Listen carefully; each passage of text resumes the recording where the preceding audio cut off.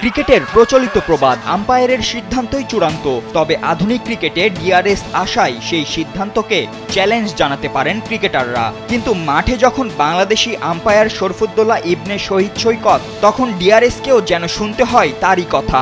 Edgbaston টেস্টের ফলাফল তো অন্তত সেই কথাই বলে।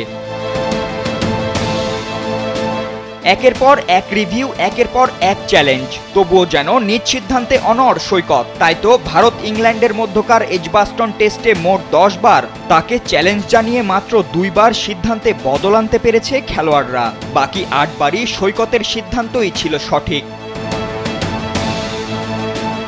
স্যান্ডেলিনা সো, রূপচর্চায় আভিজাত্য।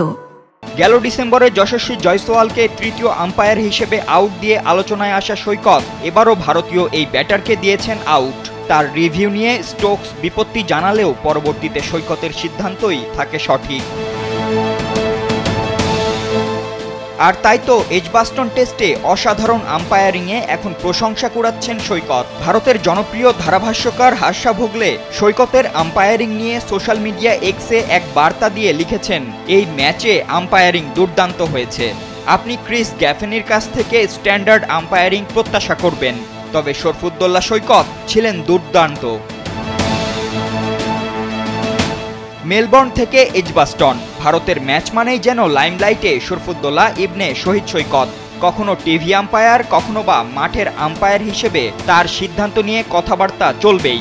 কিন্তু এর মধ্যেই নিজের কাজটা সঠিকভাবে করে যাচ্ছেন আইসিসির এলিট প্যানেলে থাকা একমাত্র বাংলাদেশি আম্পায়ার। ফাতিন ইশরাক, কালবেলা।